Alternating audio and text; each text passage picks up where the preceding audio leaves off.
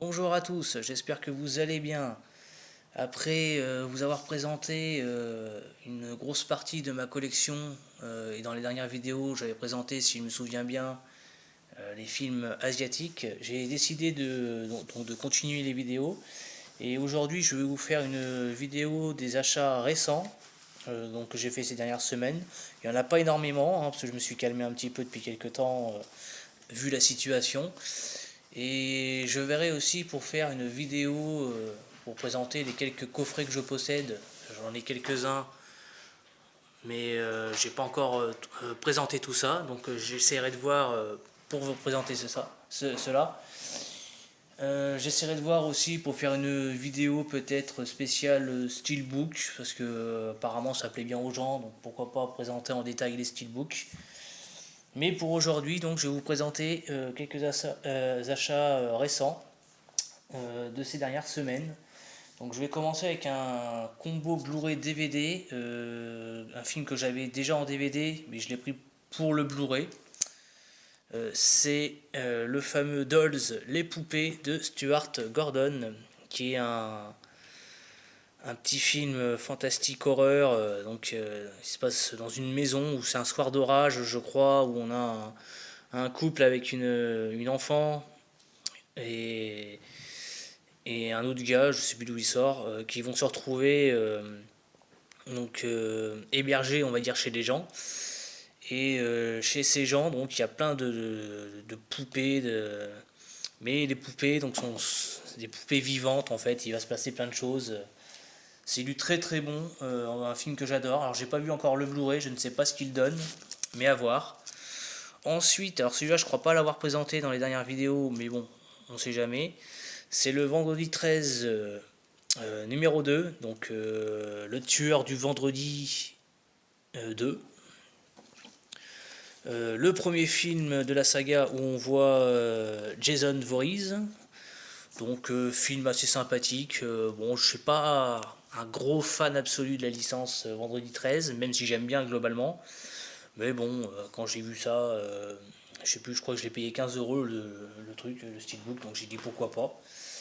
Ensuite, un film que je n'ai pas encore vu, mais hâte de le regarder celui-là parce que ça a l'air d'être pas mal du tout, c'est Shadow de Zhang Zimu, qui avait réalisé, je crois, Le secret des poignards volants et Héros avec Jet Li.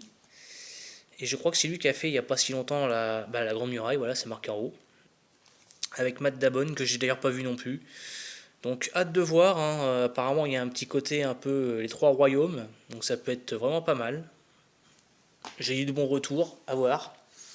Ensuite, un petit film que j'ai vu je ne sais pas combien de fois étant plus jeune, film que j'adore, un film avec Arnold Schwarzenegger, donc il vient de sortir chez nous en Blu-ray. C'est Un flic à la maternelle, que j'ai d'ailleurs revu il y a quoi, il y a 2 jours. Toujours aussi énorme, je trouve, ce film. Une petite comédie policière excellente avec un flic un peu dur à cuire qui va en gros se faire passer pour un professeur dans une maternelle en fait afin de retrouver un gamin euh, et sa mère en fait qui sont on va dire en danger. Et franchement énorme avec toujours des petites répliques assez sympas avec les gamins. C'est du très très bon, voilà, j'adore. Le Blu-ray est franchement pas mal. Niveau d'image, j'ai trouvé que c'était propre. Le son, bon, ça reste du 2.0, c'est assez standard, mais ça passe quand même. Par contre, il n'y a aucun bonus, c'est bien dommage. ESC mettent toujours des bonus sur leur film, bah là, il n'y en a pas. Bon, c'est un peu dommage, mais ça reste un super film. Ensuite, un autre film ESC, donc je n'ai pas encore vu le Blu-ray, mais je connais le film en revanche, parce que je l'avais déjà en DVD, celui-là, c'est The Machinist avec Christian Bale. Un thriller vachement réussi. Très très très bon film, où Christian Bale nous offre une performance d'acteur excellente, que ce soit autant au point de vue du jeu d'acteur ou au point de vue physique où il a perdu une trentaine de kilos je crois pour son rôle. Le mec dedans c'est un sac d'os mais excellent film. Je crois que c'est l'histoire d'un insomniaque en fait qui a pas dormi depuis je sais plus combien de temps et qui se met à avoir des hallucinations, un truc dans le genre. Ensuite, un film coréen, alors que j'ai vu récemment, du coup je l'avais pas encore vu celui-là. C'est la suite d'un film de 2016, Peninsula. donc qui est la suite du Dernier Train pour Busan. Alors Dernier Train pour Busan qui était sorti je crois donc en 2016, que j'avais trouvé vraiment excellent. Très très bon film de zombies.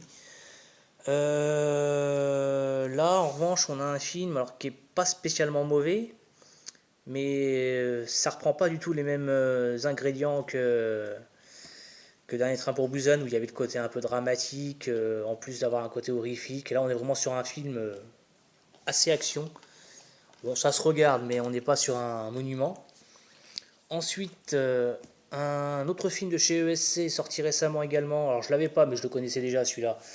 C'est Mort subite avec Van Damme, donc un espèce de petit die-hard qui se passe dans un stade de hockey, voilà, avec où Van Damme c'est un ancien sapeur-pompier qui va tenter d'arrêter un groupe terroriste dirigé par l'acteur, c'est Powers Booth, un truc comme ça, je crois. Ouais, Powers Booth, voilà, c'est ça. Donc sympathique, hein, on n'est pas du même acabit qu'un Die Hard, mais ça fonctionne.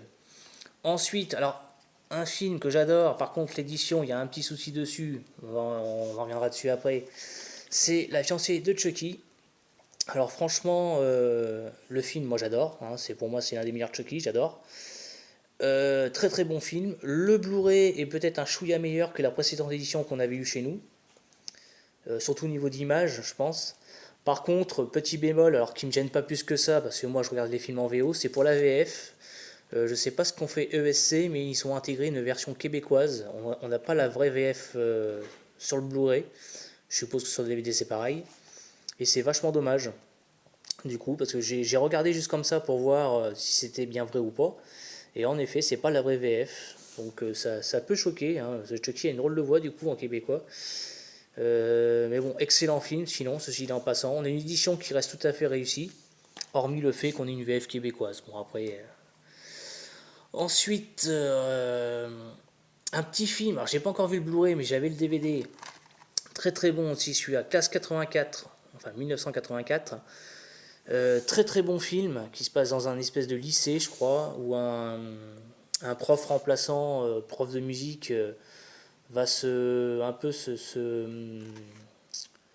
comment dire, se prendre la tête entre parenthèses avec quelques élèves en fait qui vont aller assez loin à un moment donné et ça va partir un peu en cacahuète. Très très bon film, franchement je vous le conseille si vous connaissez pas. Alors il y a eu des espèces de suites, alors j'en ai vu aucune. Classe 91 je crois, il y a un truc comme ça, il y en a eu d'autres, mais sinon celui-là très très bon. Ensuite, un petit film, alors très content de l'avoir trouvé celui-là, puis de l'avoir revu, parce qu'il y a un moment que je ne l'avais pas vu, même si j'avais déjà le DVD. C'est Planète Hurlante, avec Peter Weller, donc film adapté d'un roman de Philippe K. Dick. Alors un film qui n'est pas forcément très apprécié, mais que j'aime beaucoup personnellement, j'aime bien le film. Voilà, le Blu-ray reste honnête, voilà. Après le film a pris quand même un coup de vieux, hein, les effets spéciaux par moment, c'est pas, voilà, mais sinon un bon petit film, une jolie édition je trouve. Avec, alors là on a ce visuel là, mais sous la fiche on a un autre visuel en fait, donc plutôt pas mal. Un bon petit film. Ensuite un film japonais que je n'ai pas vu d'ailleurs encore, le film Silence, donc c'est l'original que je ne connaissais pas du tout. Je savais qu'il y avait la version de Scorsese qui était sortie en 2016, que j'ai d'ailleurs pas vu non plus. Mais je savais pas qu'il s'était basé sur un film qui existait déjà en fait. Donc ça a l'air d'être plutôt pas mal comme film. Intéressant en tout cas. À voir. Mais je ne connais absolument pas. Ensuite, on est toujours sur du chinois. Enfin, sur l'asiatique. On passe au côté Chine. Avec Ip Man 4. Le dernier combat. Que j'ai trouvé vraiment sympa. Un bon petit film. Pour moi, c'est pas le meilleur. Hein. Le meilleur pour moi, ça reste ou le 1 ou le 2. Le 3 était sympa, mais je ne l'ai pas trouvé foufou. Et celui-là, quand même, remonte pas mal la barre par rapport au 3. On a quand même de bonnes séquences, franchement. Un bon petit film, si on aime l'acteur. Et le personnage aussi. Ensuite, un film pas encore vu non plus, c'est Doctor Sleep, suite de Shining. Donc je n'ai pas encore vu. Apparemment, c'est pas dégueulasse. Donc à voir ce que ça donne aussi. Ensuite, un film que j'adore, qui est The Gentleman. Alors ce film-là m'a fait délirer. C'est l'un des derniers Guy Ritchie, je crois. Franchement, ce film, c'est une petite pépite, je trouve. Où Guy Ritchie retourne à son style de prédilection et c'est juste génial. Franchement, c'est peut-être un peu long, on va dire. Ça blablate beaucoup, hein, il y a beaucoup de dialogues, mais j'ai adoré. Le casting est excellent. Voilà, pour moi, un super film, gangster british, qui vaut vraiment le détour. Ensuite, nous avons trois petits films en 4K. Donc, Independence Day, que j'avais déjà en Blu-ray. Donc, pour moi, ce n'est pas un chef-d'œuvre, mais ça reste un film de SF plutôt réussi. Voilà, c'est du Roland Emmerich. Après, il ne faut pas s'attendre non plus à quelque chose de fou en soi, mais très très sympa, hein, une invasion alien, un petit casting vraiment sympa. Puis le film reste toujours visuellement très réussi, hein. Ça, c'est un gros point fort dans les films de Roland Emmerich, c'est que ces films, même s'ils sont pas très finaux au point de vue scénario et choses comme ça, on a en revanche côté effets spéciaux, visuels et tout, franchement, ça tient le choc, hein, quand on regarde Independence Day ou même Godzilla qui date de la même époque, visuellement ça tient le choc, quoi. Les effets spéciaux sont très réussis. Ensuite, un classique du film d'action, Die Hard, Piège de cristal, que j'ai revu aussi récemment, donc du coup en 4K, qui est franchement pas dégueulasse. C'est un bon petit 4K, et alors, le film est toujours aussi génial, hein. Pour moi, c'est l'un des meilleurs de la saga, hein, avec Une journée en enfer, que je kiffe. Très très bon. Et le dernier film que j'ai acheté en 4K, c'est l'excellent Collatéral, alors que j'ai revu il y a un ou deux jours. Franchement, le 4K, je l'ai trouvé assez propre. Je le trouve légèrement plus beau en termes d'image par rapport au Blu-ray, qui était pas moche déjà, hein. Je trouve que l'image est légèrement plus jolie. Bon, le son, c'est le même que sur le Blu-ray, il n'y a pas de différence. Et le film est juste excellentissime, hein. Très très bon film avec un bon Tom Cruise, hein, franchement excellent. Jamie Foxx en sort extrêmement bien aussi, franchement, très très bon polar signé Michael Mann, un réalisateur que j'adore. Donc voilà pour ce qui est donc des achats récents. Je vais donc vous laisser ici. Et je vais voir pour prochainement vous faire une vidéo sur les coffrets ou éventuellement sur les steelbooks. Si vous avez des suggestions, n'hésitez pas à le dire dans les commentaires. Je suis tout oui. Je vous dis à bientôt. Ciao, ciao.